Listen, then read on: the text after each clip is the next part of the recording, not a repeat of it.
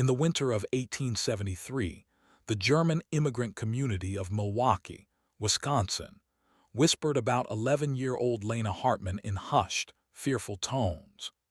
This pale, quiet child could calculate the day of the week for any date in human history within seconds, memorize entire conversations word for word after hearing them just once, and recite the precise number of steps between any two buildings in her neighborhood.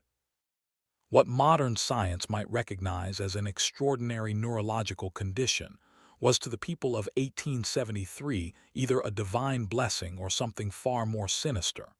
But when Lena began using her remarkable abilities to reveal buried secrets, predict deadly accidents, and recite intimate details of crimes that supposedly no living person had witnessed, the community's amazement turned to terror. By spring, 3 men would be dead. A family would flee in the night, and Lena Hartmann herself would vanish without a trace, leaving behind only a leather journal filled with numbers that no one dared to decode. Before we continue with the chilling story of Lena Hartmann and the dark secrets her extraordinary mind uncovered in Milwaukee's German Quarter, make sure to subscribe to our channel and hit that notification bell. We bring you the most haunting historical mysteries every week. And let us know in the comments what state or city you're listening from. These stories happened in communities just like yours, closer to home than you might think. What the residents of Brewery Town didn't realize was that Lena's gift would expose a web of lies, betrayal, and murder that had been carefully hidden for nearly a decade, and that her mathematical precision would become their community's most terrifying nightmare. Milwaukee's German Quarter in 1873 was a bustling enclave of red brick breweries, modest wooden homes, and the constant sound of German voices mixing with English in the crisp Wisconsin air. The community of nearly 8,000 German immigrants had built their own little Bavaria along the shores of Lake Michigan, complete with beer gardens, traditional bakeries, and the familiar rhythms of old-world life transplanted to American soil. The men worked in the breweries, Schlitz, Best, and the dozens of smaller operations that made Milwaukee famous, while their wives tended gardens that yielded the same vegetables their grandmothers had grown in the Rhineland. Johann and Marta Richter had arrived from Bavaria in 1861 with dreams of prosperity and their infant daughter, Lena. Johann found steady work as a brewmaster at the Kellner Brewery, a mid-sized operation that supplied beer to the growing city's thirsty population. Marta took in laundry and mending to supplement their income, her nimble fingers working by candlelight long after Lena had been put to bed in their small but tidy home on Galena Street. The Hartmanns were unremarkable in every way except for their daughter. Lena had been born during the harsh Atlantic crossing, 3 weeks premature, and so small that the ship's doctor doubted she would survive the journey. But survive she did, though she remained slight and pale with enormous gray eyes that seemed to take in everything around her with unsettling intensity. As a toddler, she rarely cried or demanded attention, content to sit quietly in corners, watching and listening as the adult world unfolded around her. By age 4, Lena's parents began to notice something unusual. She could recite entire conversations she had overheard days earlier, complete with the precise inflections and accents of the speakers. She counted everything: the number of stitches in her mother's embroidery, the steps from their front door to the bakery, the exact time between the brewery whistles that marked the beginning and end of each workday. When Johann taught her basic arithmetic, she absorbed mathematical concepts with frightening speed, solving problems in her head faster than he could work them out on paper. The German community initially viewed Lena's abilities with a mixture of pride and unease. Old Mrs. Brenner, who claimed to remember the witch trials in her grandmother's stories, crossed herself whenever Lena's calculating gray eyes fixed on her. But Father Kohler, the stout Bavarian priest who served their small Catholic parish, declared Lena's gifts to be a blessing from God, a child chosen to demonstrate divine wisdom in their New World community. The winter of 1872 had been particularly harsh, with temperatures dropping so low that Lake Michigan froze solid for the first time in a generation. The brewery workers huddled around coal stoves, their breath visible even indoors, while their wives struggled to keep their families warm and fed through the long, bitter months. It was during this isolated winter that Lena's abilities began to take on a darker character, though no one yet understood what was coming. Lena had developed the habit of sitting by the small window in their kitchen, watching the neighbors go about their daily routines with the same intense focus she applied to mathematical problems. She began to notice patterns, not just in numbers, but in human behavior. Mr. Kruger always walked to the brewery by the same route, taking exactly 247 steps, except on Wednesdays when he took a different path that required 284 steps. Mrs. Fisher hung her laundry in a specific sequence, but when her husband worked late at the mill, she changed the order completely. These observations might have been dismissed as the quirks of an unusual child, except that Lena began to vocalize her findings in ways that made the adults increasingly uncomfortable. The transformation from curiosity to dread began on a gray February morning in 1873. Lena was sitting at the kitchen table, methodically eating her breakfast while her mother prepared her father's lunch pail when she suddenly looked up and announced, "Mr. Dietrich will not come home from the brewery today. He will die at exactly 14 minutes past 2:00. Marta nearly dropped the tin pail she was holding. "Lena, mind God, what a terrible thing to say. Why would you think such a thing?" Lena's gray eyes remained fixed on her mother's face with that unsettling intensity. "He has been drinking from the small brown bottle for 17 days. Yesterday, he drank 3 times more than usual. His steps were uneven, 251 instead of his normal 244. When people change their patterns by more than 10%, something significant happens within 72 hours. Mr. Dietrich's pattern changed by 12%. The calculation is simple." Johann, who had been putting on his heavy wool coat, stopped and stared at his daughter. Jon Dietrich was indeed a drinker, but no more than half the men in the German Quarter. The idea that Lena had been counting his steps and tracking his drinking habits was disturbing enough, but her calm mathematical certainty about his death sent a chill through both parents that had nothing to do with the Wisconsin winter. "You must not say such things, Lena," Johann said firmly. "It's not proper for a child to speak of death." Lena simply nodded and returned to her breakfast, but her parents exchanged worried glances over her bent head. They had grown accustomed to their daughter's unusual observations, but this felt different, darker, and more specific than her typical mathematical pronouncements. At precisely 14 minutes past 2 that afternoon, Karl Dietrich collapsed in the brewery's malt room. The official cause of death was heart failure brought on by what Dr. Murr determined to be chronic alcohol poisoning. The brewery workers who found him noted that he had been acting strangely for weeks, drinking more heavily than usual and showing signs of severe anxiety. But what truly unsettled them was the timing. Lena Hartmann's prediction had been accurate to the minute. Word of Lena's grim prophecy spread through the German Quarter like smoke from a chimney fire. Some dismissed it as coincidence, but others remembered the pale girl with the calculating eyes and began to wonder what else she might have observed during her silent vigils at the kitchen window. The Richter family found themselves the subject of whispered conversations and sideways glances when they walked to church or visited the market. Father Collar, who had previously praised Lena's gifts as divine, now seemed less certain. When Johann approached him after Sunday Mass, seeking guidance about his daughter's disturbing prediction, the priest's jovial demeanor had been replaced by something approaching concern. "Johann, my friend," Father Collar said, his Bavarian accent thick with worry, Perhaps it would be best if young Lena spent less time watching the neighbors and more time with her prayers.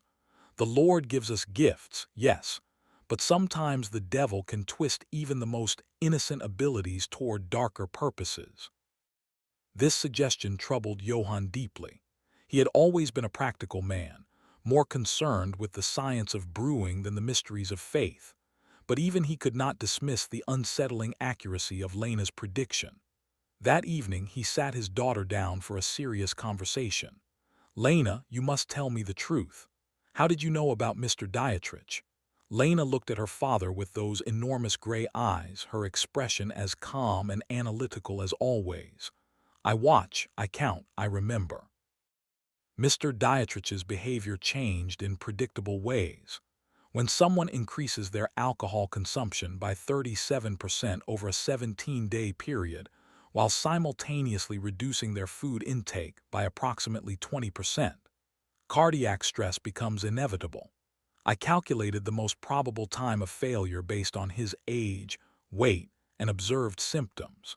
Johann felt his blood run cold. His 11-year-old daughter was speaking like a physician, or something far more troubling. "But Lena, how could you know all these details about Mr. Dietrich eating and drinking?" "I observe everything, Papa, every day, every person, every pattern." Lena's voice remained matter-of-fact, but there was something in her eyes that made Johann deeply uncomfortable. "Would you like me to tell you about the other calculations I've made?" Johann quickly shook his head. He did not want to know what else his daughter had calculated about their neighbors' lives and deaths. But as he tucked Lena into bed that night, he couldn't shake the feeling that his family was standing at the edge of something much darker than a simple mathematical curiosity. The February snow continued to fall outside their small house, muffling the sounds of the German Quarter, and creating an insulated world where secrets could be hidden and observations could be made without detection. Lena lay quietly in her narrow bed, her mathematical mind processing the day's data and calculating probabilities that no 11-year-old should be able to comprehend, and certainly no 11-year-old should want to know. In the weeks following Karl Dietrich's death, the atmosphere in Milwaukee's German Quarter shifted like the wind off Lake Michigan.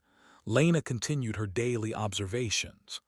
But now her parents watched her with growing unease as she sat by the kitchen window, her gray eyes tracking the movements of their neighbors with mechanical precision. The child, who had once been their pride, had become a source of deep, knowing worry. The brewing community was tight-knit by necessity.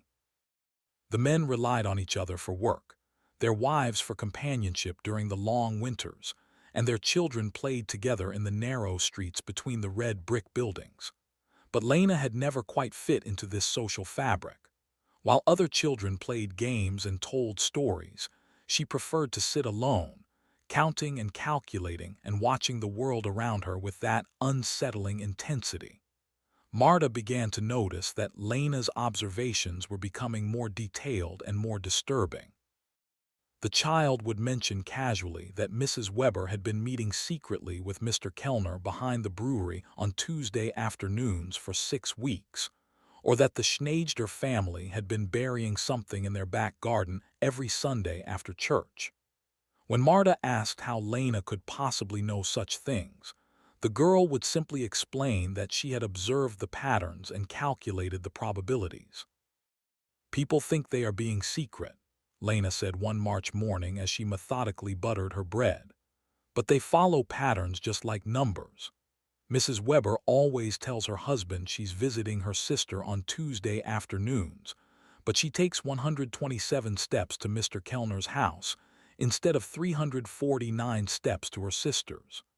The Schneiders bury objects wrapped in cloth exactly 73 cm apart in a grid pattern.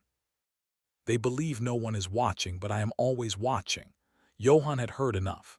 That evening, after Lena was asleep, he spoke seriously with his wife about their daughter's increasingly troubling behavior.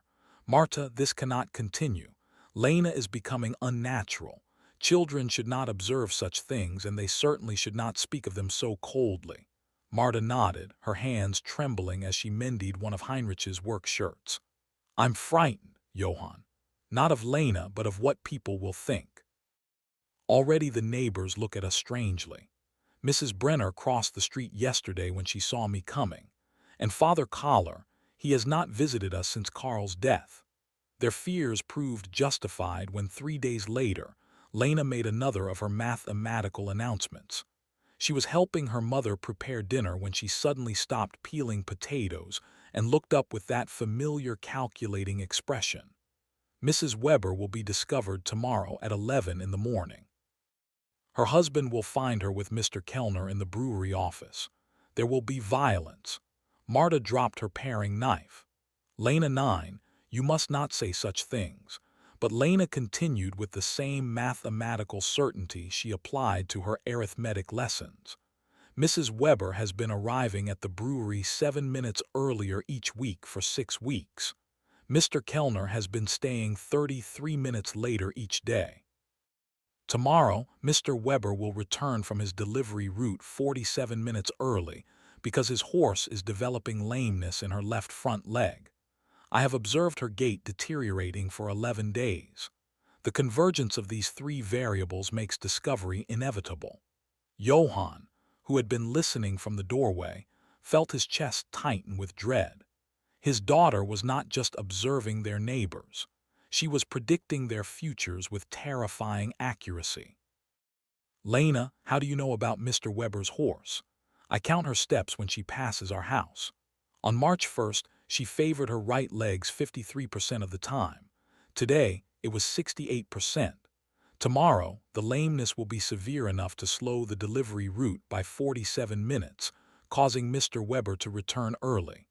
The next day unfolded exactly as Lena had calculated. Friedrich Weber discovered his wife Anna in a compromising position with brewery owner Ernst Kellner.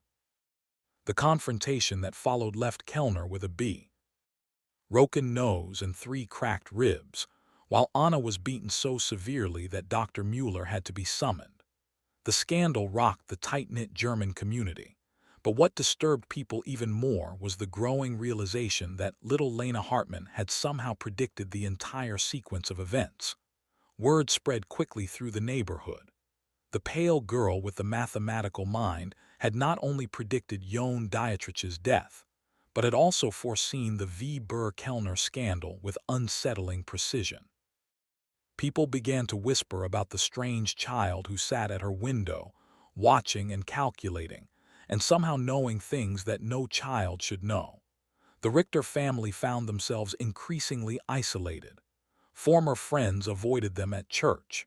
Children were forbidden from playing near their house, and even the shopkeepers in the German Quarter began to treat them with barely concealed suspicion. Heinrich's position at the brewery became tenuous. His fellow workers viewed him with unease, and Ernst Kellner, still recovering from his beating, made it clear that the Richter family was no longer welcome at company social events. But Lena seemed oblivious to the growing hostility around her. She continued her daily observations, her mathematical mind processing data and calculating probabilities with mechanical precision. She began keeping a leather journal, filling its pages with numbers, dates, and observations that her parents dared not read. The sight of their 11-year-old daughter bent over her calculations, writing in neat columns of figures filled them with a dread they could not name. As winter gave way to spring, the isolation deepened. The German Quarter that had once felt like home now seemed hostile and threatening. Johann began to consider the unthinkable, leaving Milwaukee, abandoning the life they had built, and starting over somewhere far from the whispers and the fear and the terrible accuracy of their daughter's predictions. But Lena was not finished with her calculations. The worst was yet to come, and her mathematical mind had already begun processing the data that would lead to the darkest secrets of all. As April arrived in Milwaukee, bringing with it the first tentative warmth after the brutal winter, Lena's journal grew thicker with her precise notations. The leather-bound book had become her constant companion, and she filled its pages with increasingly complex calculations that went far beyond simple mathematics.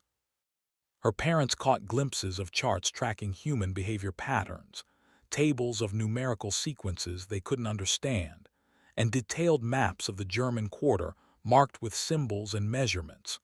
The community's fear of Lena had begun to manifest in more concrete ways. Children were forbidden from walking past the Richter house. Shopkeepers served the family quickly and without conversation, and even Father Collar had begun limiting his interactions with them to formal church services. But Lena's isolation only seemed to sharpen her observational skills, as if the removal of normal social distractions allowed her unusual mind to focus more intently on the mathematical patterns she perceived in human behavior. Dr. Friedrich Mueller, the community's physician, had grown increasingly curious about Lena's abilities. Unlike the superstitious whispers of the neighbors, Dr. Mueller approached the situation with scientific interest. He had studied medicine in Berlin before immigrating to America and had encountered cases of unusual mental capabilities in his practice. When Johann Richter approached him privately, seeking medical advice about his daughter's condition, Dr. Mueller agreed to examine Lena. The examination took place on a rainy Thursday morning in Dr. Miller's office above the pharmacy on Water Street. Lena submitted to the doctor's questions and tests with the same mathematical precision she applied to everything else, answering each inquiry with detailed accuracy, while her gray eyes remained fixed on some invisible calculation. "Lena, doctor," M. Hler said in his accented English, "your father tells me you can predict when certain events will happen. Can you explain to me how you do this?" Lena looked at the doctor with that unsettling intensity. "I observe patterns and calculate probabilities based on established behavioral data. People believe their actions are random, but they follow mathematical sequences. When I have sufficient data points, I can predict future behavior with high accuracy." Dr. Mueller leaned forward, intrigued despite himself. "Can you give me an example?" Lena consulted her journal, flipping through pages of neat numerical notations. "Mrs. Brenner believes she is keeping a secret, but her pattern is quite obvious. Every Tuesday and Friday for 8 weeks, she has walked to the church at exactly 3:15 in the afternoon. But instead of entering for prayer, she continues to the rectory and remains for precisely 43 minutes. Father Kerr's pattern has also anged. He has been purchasing extra candles and wine, and his evening prayers have extended by an average of 17 minutes on Tuesdays and Fridays. The correlation is statistically significant." Dr. Mueller felt his breath catch. The implications of what Lena was suggesting about the priest and the widow were scandalous enough, but the methodical way she had documented her observations was deeply troubling.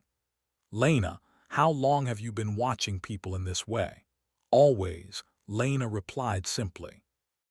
"Since I was very small, but I only began making calculations when I learned mathematics. The patterns became clearer then." After the examination, Dr. Mueller spoke privately with Heinrich and Marta Richter. His medical training told him that Lena's condition was neurological rather than supernatural, but he had no framework for understanding what he had observed. "Your daughter's mind works differently than other children's." He explained she processes information in ways that seem almost mechanical. "In my opinion, this is a medical condition, not the other things people are saying." But even Dr. Mueller's scientific perspective couldn't diminish the growing dread that surrounded Lena's predictions. 2 days after his examination, Lena made another of her calculated announcements. "There will be a fire at the Zimmerman house on Sunday evening.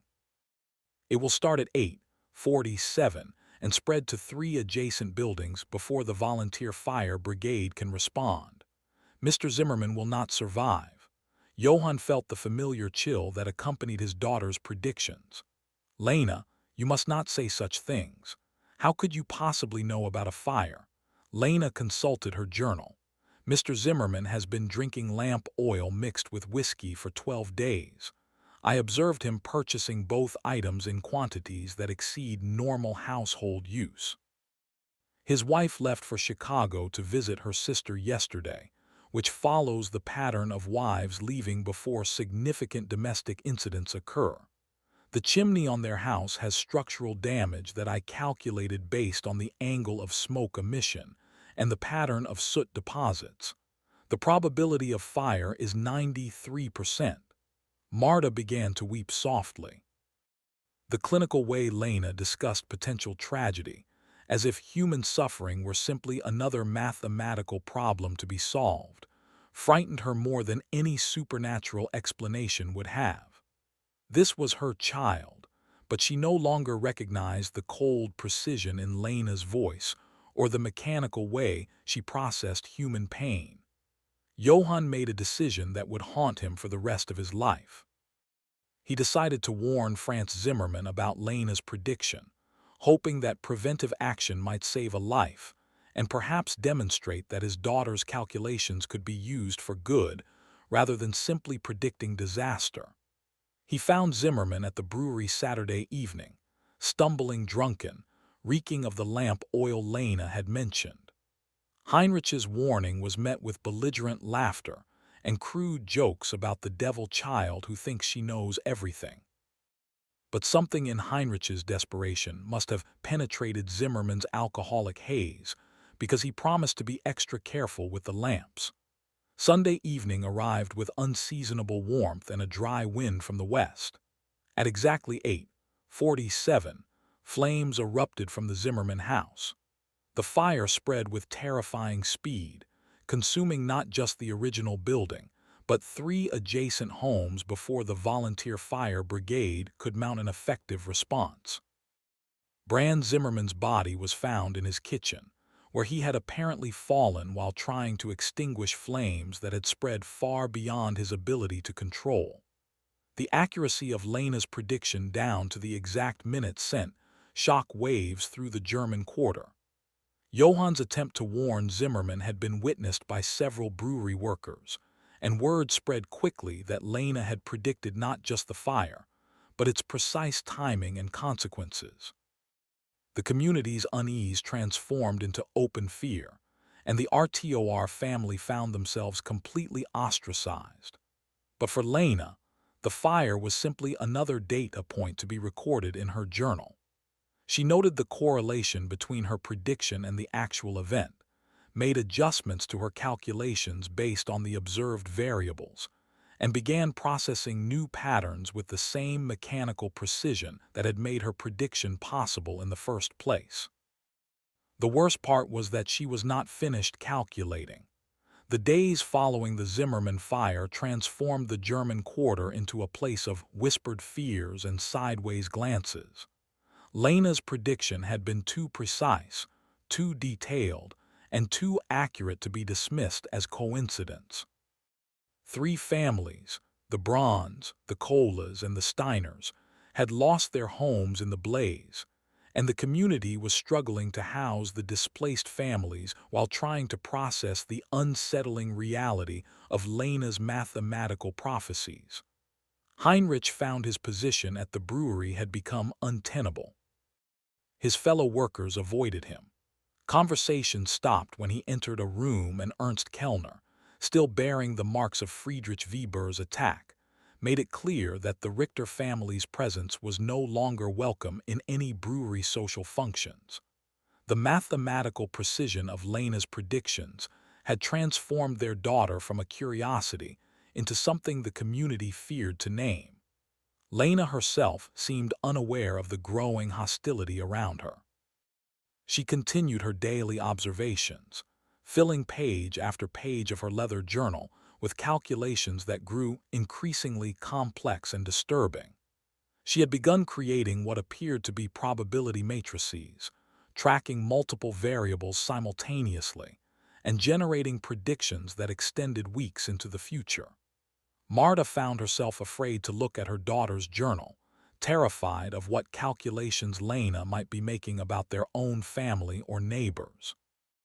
The child who had once been her greatest joy had become a source of constant anxiety. Lena's matter-of-fact discussions of human tragedy, her clinical observations about people's most private behaviors, and her mechanical processing of information that should have evoked emotional responses, all contributed to a growing sense that something fundamental had been lost or damaged in her daughter's mind. The breaking point came on a Tuesday morning in late April. Lena was sitting at her usual place by the kitchen window, watching the street activity with her characteristic intensity when she suddenly looked up at her mother with those calculating gray eyes.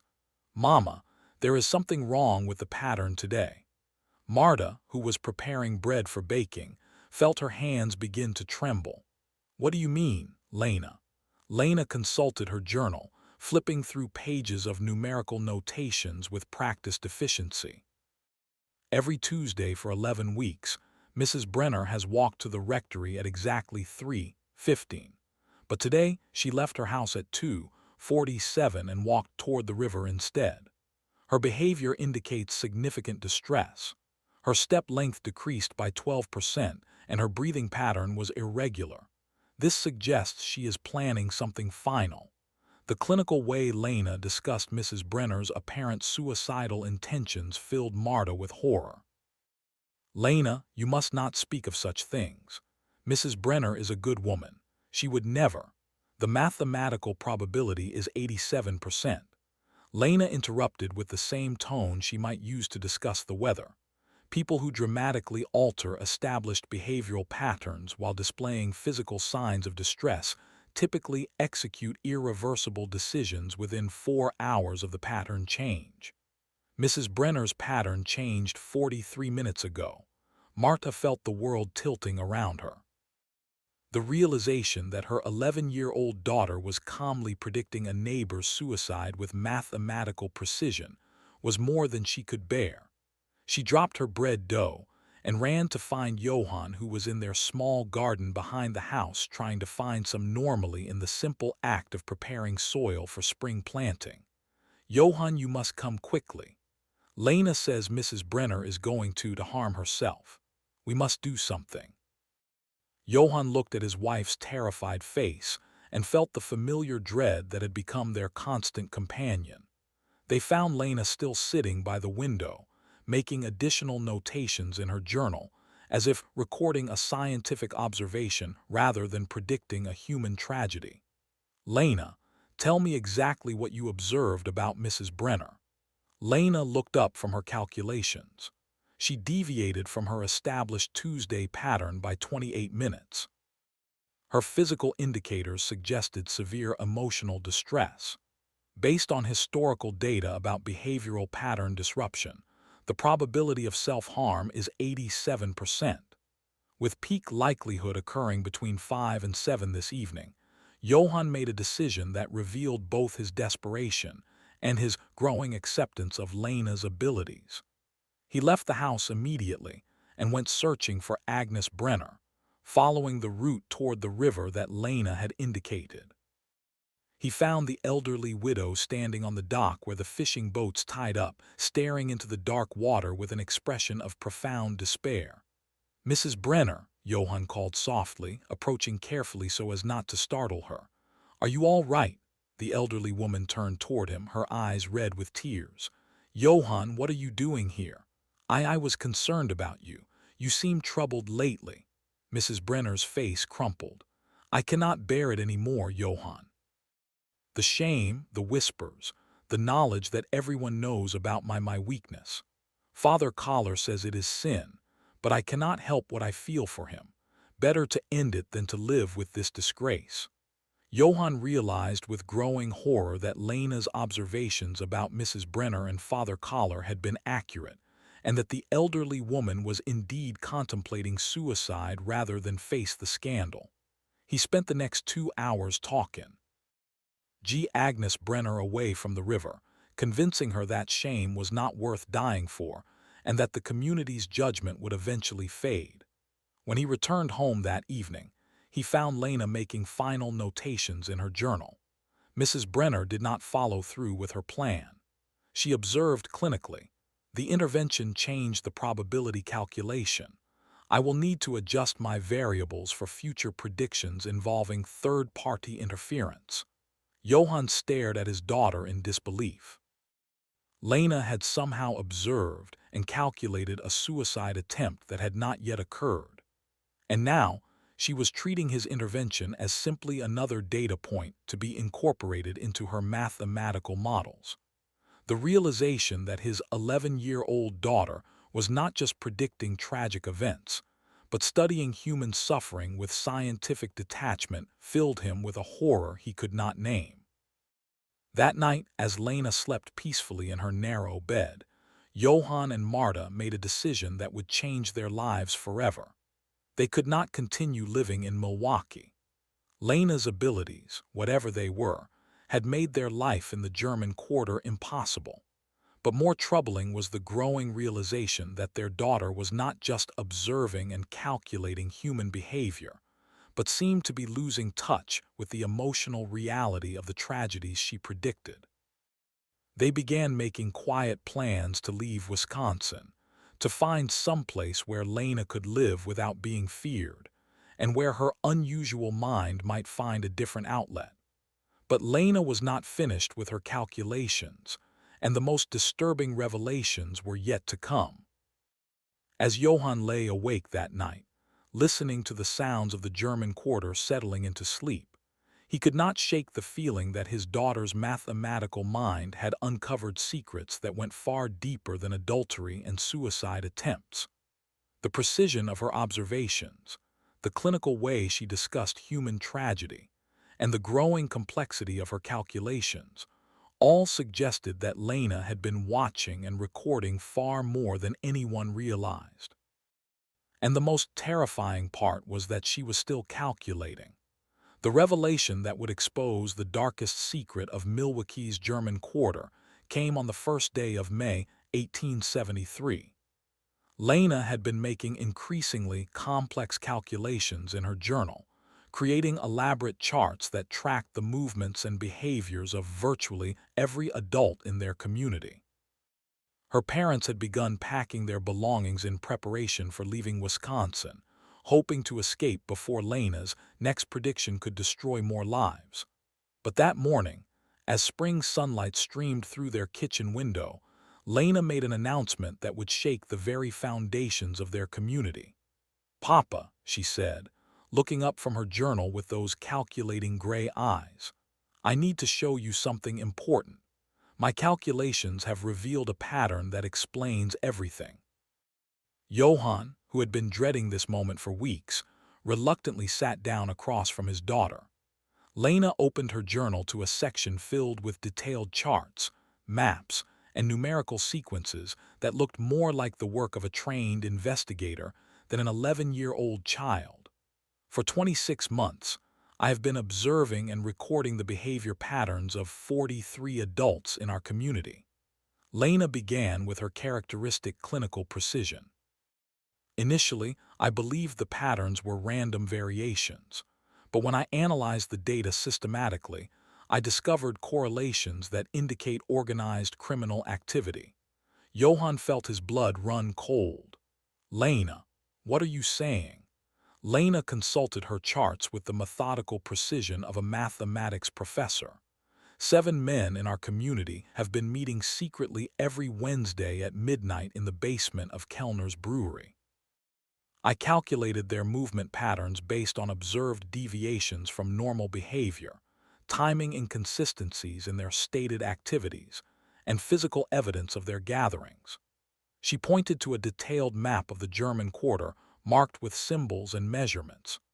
"Mr. Steinberg tells his wife he works late on Wednesday nights, but he leaves the mill at exactly the same time as the other 6 men and walks to the brewery using a route that avoids the main streets. The pattern has been consistent for 26 months, with only 3 exceptions that correlated with illness or family emergencies." Johann stared at the map, recognizing the names Lena had marked. Friedrich Weber, Franz Kellner, Ernst's brother Hans Zimmermann, Francis cousin Otto Steinberg, Klaus Brenner Agnes's deceased husband, until 3 months ago Gustav Wolf and Hermann Kruger Lena. How could you possibly know about secret meetings? I observe everything, Papa, every night, every movement, every deviation from established patterns. Lena turned to another page filled with numerical calculations. But the meetings are not the most significant discovery. My calculations indicate these 7 have been involved in systematic theft from the brewery operations, with estimated losses of approximately $47,000 over 26 months. Johann's hands began to tremble. The sum Lena mentioned represented more money than most families in the German Quarter would see in a lifetime. How could you calculate such a thing? Lena's explanation was delivered with the same mathematical precision she applied to all her observations. I noticed discrepancies between the reported beer production figures and the actual output I calculated based on observed deliveries, ingredients purchased, and waste disposal patterns. The difference indicated systematic theft, but I needed to identify the perpetrators. She pointed to detailed charts tracking the behavior patterns of the 7 men. These individuals all showed consistent patterns of increased spending that did not correlate with their reported incomes. Mr. Weber purchased new furniture worth approximately $300. Mr. Steinberg sent money to relatives in Germany. I observed him at the post office 12 times with packages too large for normal correspondence. The pattern was consistent across all 7 men. Heinrich realized he was looking at evidence of a criminal conspiracy that his 11-year-old daughter had uncovered through her obsessive observations and mathematical analysis. But Lena was not finished with her revelations. The theft operation required inside knowledge of brewery security and access to the financial records. Lena continued, "My calculations indicated the involvement of someone in management. The patterns pointed to Ernst Kellner himself as the organizer of the theft ring." The final piece of Lena's revelation hit Heinrich like a physical blow.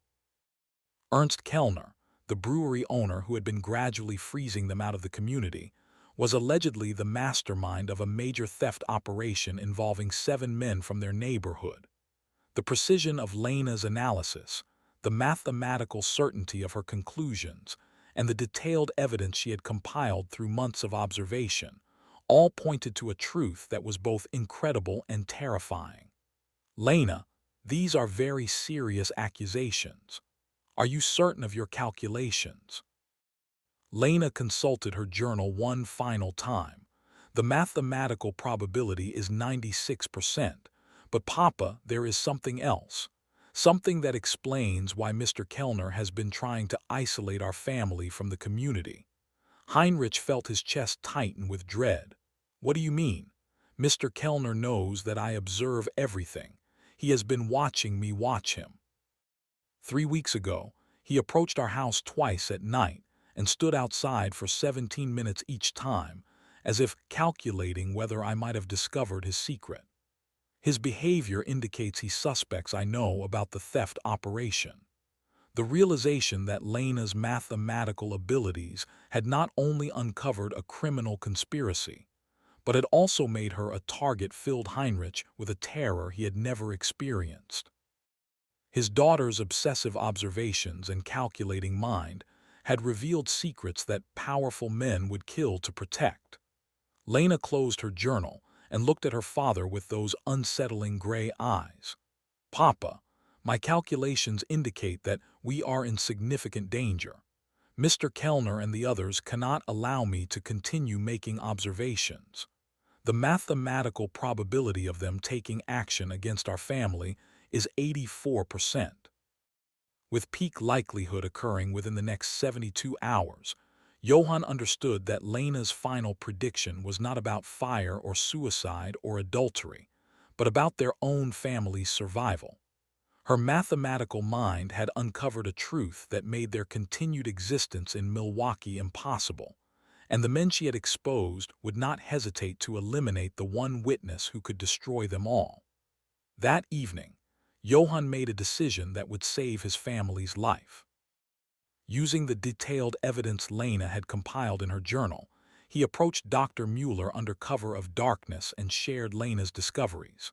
The physician, who had already been disturbed by Lena's unusual abilities, was stunned by the mathematical precision of her criminal investigation. Johann, if what Lena has calculated is true, we are looking at the largest theft operation in Milwaukee's history. Dr. Mueller whispered as he examined the journal by lamplight in his office. But more importantly, if Kellner suspects that Lena knows, your family is in mortal danger. Dr. Mueller agreed to help them escape Milwaukee immediately. Using his medical connections, he arranged for Heinrich to receive an emergency job offer at a brewery in distant Minnesota, providing cover for their sudden departure. They would leave that very night before Lena's 72-hour prediction could come to pass. As the RTOR family loaded their few belongings into Dr. Mueller's wagon under cover of darkness, Lena made one final observation that would haunt Johann for the rest of his life. "Papa, in approximately 6 months, the theft operation will be disco verred through other means. Mr. Kellner will face justice, but 3 of the 7 men will not survive the investigation. The mathematical probabilities are quite clear." Johann shuddered as he lifted his daughter into the wagon. Even as they fled for their lives, Lena was calculating the future consequences of the conspiracy she had uncovered. Her prediction would prove accurate in every detail. By winter, a federal investigation would expose the theft ring. Ernst Kellner would be arrested and convicted, and 3 of his accomplices would die under suspicious circumstances that were never fully explained. But on that dark May night in 1873, as their wagon rolled through the sleeping streets of Milwaukee's German Quarter, Johann could only think about how his daughter's extraordinary mathematical mind had both saved their lives and destroyed the only home they had ever known in America. The Richter family vanished from Milwaukee in the early hours of May 2nd, 1873, leaving behind only whispered stories and unanswered questions. Dr. Mueller reported that they had received an emergency family summons back to Bavaria, but the few people who bothered to ask noted that no ship passenger records could be found to confirm their departure from America. What the residents of the German Quarter never learned was that Heinrich, Marta, and Lena Hartmann had indeed traveled to Minnesota, where Heinrich found work at a small brewery in the town of New Ulm. Dr. Mueller had sworn to keep their location secret, understanding that Lena's mathematical abilities would always make her a target for those who feared exposure of their secrets. In New Ulm, the Richter family attempted to build a new life far from the whispers and fears that had driven them from Milwaukee. Johann found the brewery work familiar and satisfying, while Marta slowly began to rebuild the domestic routines that had been shattered by Lena's disturbing predictions. But Lena herself remained unchanged. Her mathematical mind continued to observe, calculate, and record human behavior patterns with the same mechanical precision that had made her both famous and feared. Dr. Mueller maintained correspondence with the family for several months, reporting that Lena had begun working with a mathematics professor at a nearby college who was fascinated by her unusual abilities. The professor, a German immigrant named Dr. Hermann Weiss, approached Lena's condition from a scientific rather than supernatural perspective, helping her understand and channel her observational skills in ways that might prove beneficial rather than destructive. But the most significant revelation came in November of 1873, when Dr. Mueller received a letter from Heinrich containing Lena's final prediction about the Milwaukee theft operation. As she had calculated with mathematical precision, federal investigators had indeed uncovered Ernst Kellner's conspiracy. Kellner was arrested and convicted of embezzling over $50,000 from multiple brewery operations. Friedrich Weber, who had been Kellner's primary accomplice, was found dead in his home under circumstances that were ruled a suicide, but which many suspected were something far more sinister. Otto Steinberg and Hermann Kruger also died within weeks of the investigation's conclusion. Steinberg in what appeared to be a drunken accident, and Kruger from what Dr. Muller diagnosed as a sudden heart attack that bore suspicious similarities to the symptoms of certain poisons. Lena's mathematical analysis of the criminal conspiracy had been accurate in every detail, including her prediction that not all of the conspirators would survive the eventual discovery of their crimes. The precision of her calculations, even from hundreds of miles away and months in advance, confirmed what Heinrich had come to understand about his daughter's extraordinary and terrifying abilities. The German Quarter of Milwaukee slowly recovered from the scandal and tragedy of 1873. The brewery theft investigation brought unwelcome attention from federal authorities, but it also exposed a level of corruption that had been quietly damaging the community for years. New families moved into the houses left empty by death and departure, and the tight-knit community gradually rebuilt itself around more honest foundations. But the story of Lena Hartmann, the pale girl with the calculating gray eyes, who could predict death and expose secrets through mathematical observation, became part of the neighborhood's whispered folklore. Parents used her story to warn their children about the dangers of knowing too much, while adults quietly wondered what other secrets might be hiding behind the ordinary facades of their neighbors' lives. Father Collar, who had initially blessed Lena's abilities as divine gifts, later confessed to Dr. Mala that the girl's mathematical predictions had shaken his faith in ways he could not explain. The priest had begun to question whether some knowledge was too dangerous for human minds to possess, and whether Lena's condition represented a blessing or a curse that had been visited upon their community. Just when we thought we'd seen it all, the horror in Milwaukee's German Quarter intensifies. If this story is giving you chills, share this video with a friend who loves dark mysteries. Hit that like button to support our content, and don't forget to subscribe to never miss stories like this.